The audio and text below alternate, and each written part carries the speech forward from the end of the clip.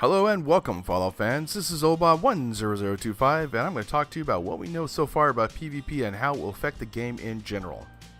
We all know that Fallout holds a special place in our hearts for the comical satire that this game brings us, the music, and that, well, you guessed it, surviving in a messed up world after everything went to hell in the handbasket.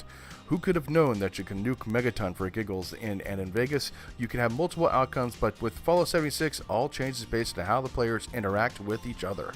Here's what I can piece together from the cryptic messages from the team from Bethesda has hinted out. Now, this kind of worries me, as most companies will blurt out, hey, we have PvP and here's how it works. But they seem to be hush-hush on how it works based on the outpour of forum posts I've seen, not wanting to be griefed by other players. PvP has been part of some games for a while, like PUBG and a slug-out deathmatch, or in DayZ where survival of the fittest with a horde of zombies nip at your heels while you're scoping out another player just taking a drink of water. Is it really necessary in Fallout to have PvP in this very immersive game exploring the wasteland or going on a quest with your newfound friends on adventures? Here are some clips from Bethesda that explain some parts of PvP and how it works. Now remember, they're pretty cryptic about it, but I'll try to point out some things and how it might work in the real world. So is every other person in the game a real player, or are there also still NPCs? Every other human being in the game is another player. Even so down to raiders. We took the raiders out, so... Wow. So at this point, he actually explains that there are no other NPCs in the game except for probably robots and holotapes and stuff like that. So everyone you meet inside the game will be a PC. Now, we do know that it's going to be about 24 to about 36 people, depending, and they're being kind of cryptic about that as well. I mean, it'd be kind of cool if it's actually 60, but everyone you meet inside the game will either be wanting to trade with you or just blow your head off for the hell of it. And let's face it, folks, there are plenty of antisocial players out there that will just do just that. So you got to think about this. When you're meeting another person, do you shoot them? Do you actually say, hey, I'm a friendly person, or how it'll work? Is there, how do I put this, like friendly fire? Are you able to injure or harm every other player in the game? We are still dialing that in. Okay. So I could sort of say where we're at with it. Okay. But we don't want this to be a griefy experience. If you want to engage in PvP, we want to have some drama there. And if you don't, we want to offer you the challenge and say, hey, if you want to do this, here are the incentives. But if you don't want to, it's something you can get away from or avoid pretty easily. From what we can tell from Bethesda, again being very cryptic, is that you have incentives for doing PvP and also PvE. I mean, why not make it so if you don't want to do PvP, make some PvE servers so you don't have to be griefed by another player.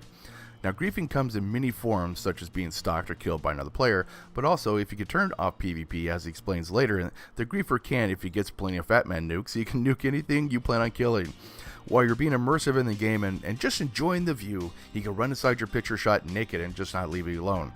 Multiplayer has good and bad parts, and this will bring some of the bad elements into your game. Many forms of griefing are out there, and it's not just being killed, that's just two of them that I could come up with. Yeah. But if someone does get their hands on a nuke, that would pose a threat to everything you've built, I would have to assume. And the same thing like with the griefing, they can damage what you've built, but they can't eradicate it forever. Okay. And then you have the ability to easily repair it. Okay. Now, nukes are used in many ways, and one way is griefing another player, but know this, you can only damage a base or kill the player, but nothing's gone from another player. Nukes are mainly used to create high-level areas a player can go and get rare materials to craft with.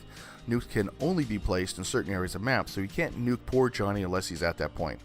Even then, if he's even at that point, he has a chance to pick up his camp and just leave the server and come back another day or later and go about his normal adventuring career. Nukes are being used for griefing are kind of a waste of time and really only used to get better gear.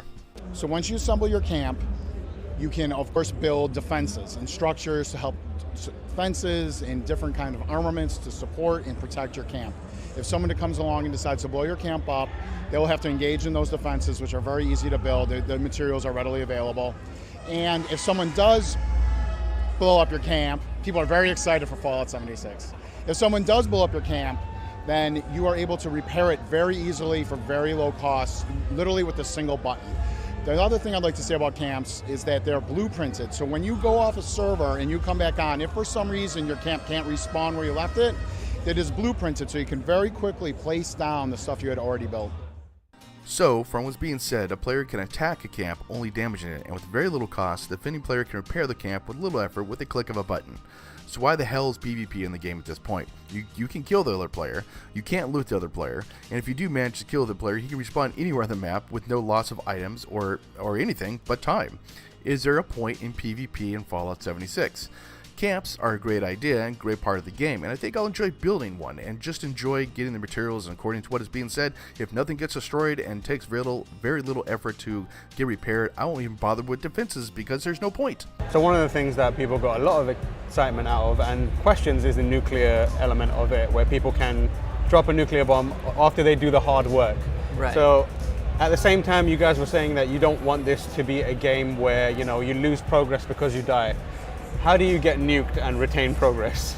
Like, what is the thing? How does that work? First of all, when you die at all, you pick a place to respawn and you keep going. Death is already annoying enough. There's no loss of items, or it's loss of time. So with this clip, we find out that nukes are not the best for griefing, and also when you die, you lose nothing and just respawn another point of the map with no loss of items or anything but time.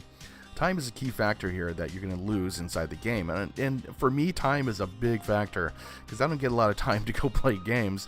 And with this, if a person griefs me, it's like, crap, there goes my 2 hours I spent collecting berries for my cake or something. You know, who knows? I ask again, what is the point of PvP at this point besides just being killed by some 12-year-old kid? Now, games like PUBG are designed for PvP, griefing and killing another person, then teabagging them the best way possible, but Fallout is more of a role-playing game that's built on exploration and just finding something new in the storyline that you helped create. Again, I ask, what is the point of PvP in Fallout 76? Is this the game that we all grew up with? Will you purchase the game knowing you're going to be, according to Bethesda, slightly griefed by another player and lose time but nothing else? Might as well face it, they will put PvP on all servers, but fear not. They're talking about having your own private servers after launch to explore with your friends and not have to worry about being killed by some 12-year-old kid. They might charge for a private server, and I would think that would be a great way for the company to make some cash. If around $4.99 or so, I could see myself paying this for a small price not to lose my time in-game by another griefer. It's up to you, but I know myself, even though I don't like PvP in games except for ones that are designed for them, I'll be picking up the game for the sheer fact it's Fallout. I love base building and hanging out with my friends playing online in the worlds I grew up with. One other thing is that with private servers not at launch, you will be able to have your own mods built for the game for your server, but how that's going to work is going to be up in the air according to them, but it'll be great to have your own look and feel of your own private server for your friends only. If you happen upon an old Bob adventure in the wasteland, wave hi and know that I'll be the one helping you with my canteen and help you out on the adventures. Thank you for watching, and I'll see you on the wasteland.